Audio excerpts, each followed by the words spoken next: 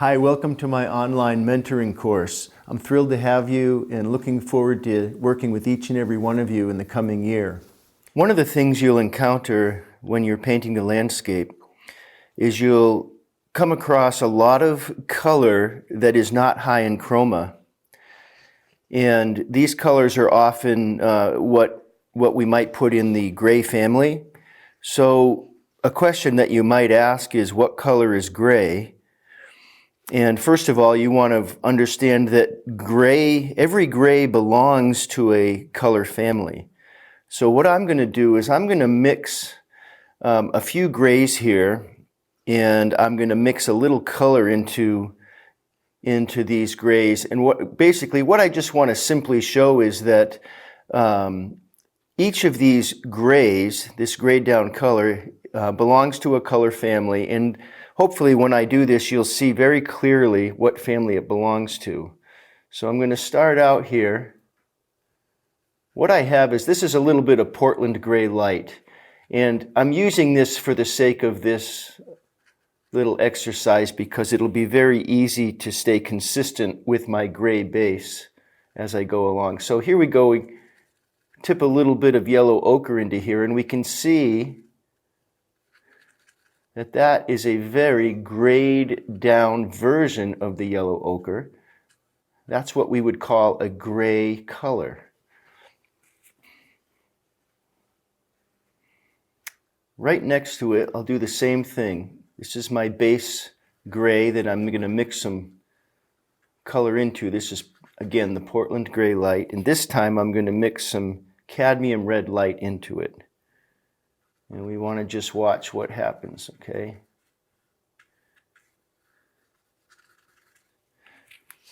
There we get a very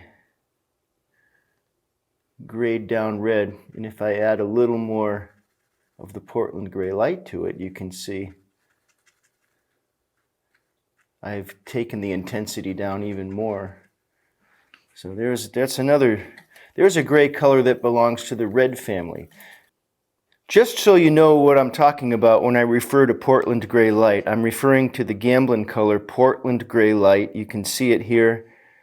It's a helpful color sometimes to have as a consistent gray as a starting point for some of the gray tones that you see in your painting. So instead of mixing white to gray things down, or maybe a complementary color, sometimes I'll start by mixing the Portland gray.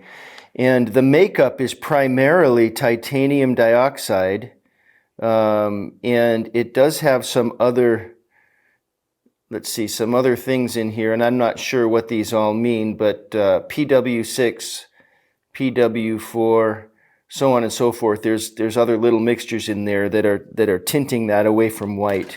But what I'm using it for is a consistent gray as a starting point.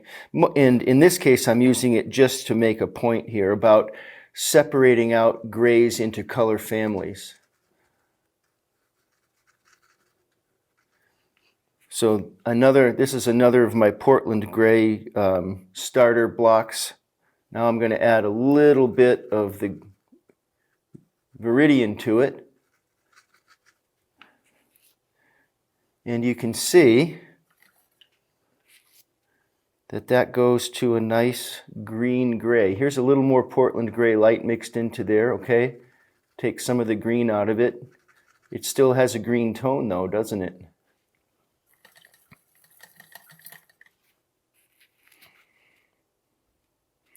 Next, I'm going to put a little blue and mix a little blue gray here.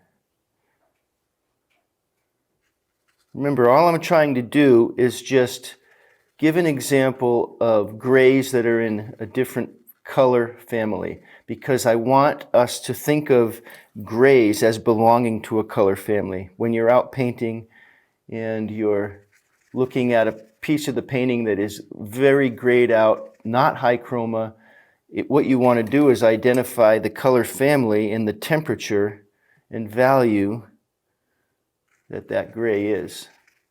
So here's some burnt sienna mixed in here. Now burnt sienna is basically an orange. So here we go. We mix that gray with that burnt sienna. So now you can see I have 5 different types of gray. Now when you see them in a landscape situation, these colors will appear next to other colors. So just for fun, I'd like to mix a green here, and I'll explain what I'm doing. All I'm doing is I'm thinking about a color that is in the landscape predominantly, and no matter where you live, there's generally a lot of green in the landscape. So what I'm going to do is make sort of something like that is kind of looks like a tree, okay? Light side and shadow side. It's not all that important, that I get everything worked out perfectly here. But what I'd like to show you is what some of these colors look like up against that green. So remember we said this is our green gray. This is our green gray here. This is viridian and a little bit of white, or excuse me, a little bit of Portland gray light to make that gray. Viridian and Portland gray light. Now, if I put that down here, it doesn't look very green, does it? Doesn't look very green because this is a strong green next to it. But look what happens when I put this is my grayed down red, okay? Portland gray light and cadmium red light. When I put this down here, look how it retains its red quality because it's up against its complement. You can see how red it looks, right? This is a very usable color. It's not high chroma. If I use cadmium red right out of the tube, obviously it looks like that. Nothing in nature except for maybe a flower is going to be that high chroma.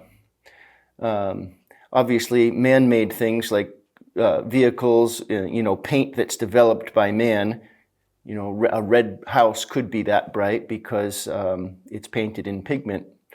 But in nature, the usable color is the more grayed down color. 99 out of 100 times, these are the usable colors, and these grays are what we use to get through a painting. So here I'm going to mix a little bit of this. This is my blue. I mixed some down here, and I'm just going to put that up against here, that blue-gray. You can see how blue it looks, even next to the green. It has blue in it. It feels like it's going toward a blue sky in this situation. We read this as a tree shape and that as the sky, right? And just for fun, let's put a little bit of this over here. This is the yellow ochre, the grayed down version.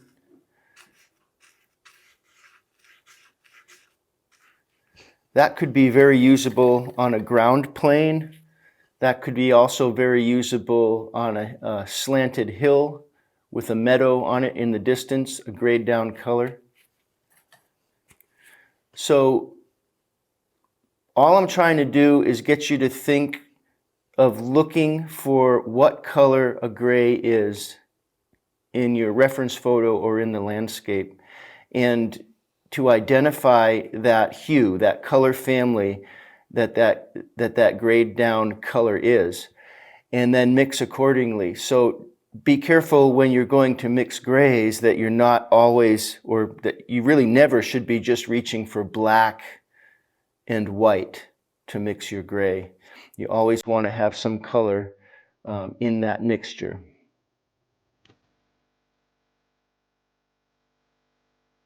Hello, my name is Eric Jacobsen, and I'm thrilled to invite you to join me on a journey of artistic growth and exploration through my 1-year online mentorship program. This program is designed to help you build better paintings, focusing on crucial aspects such as composition, editing, and mark making. In our time together, we will cover the importance of seeing and capturing the correct shapes, values, and temperature relationships within the landscape. The goal is to use pieces of paint not just to create art, but to capture the very likeness and essence of a place. Art is not just about what you see, it's about what you feel. In this mentorship, I'll encourage you to fill your paintings with joy and individual expression. We will explore techniques that allow you to paint what you see at a glance, enabling you to create what I refer to as painterly paintings. It's often said in the world of painting that the hardest thing to do is to be simple. Simplicity is the mark of genius. Throughout this course, my goal will be to teach you to see simply and to make a concise, powerful statement with each of your paintings. So join me as we embark on a colorful journey together that will change the way you see and paint the landscape.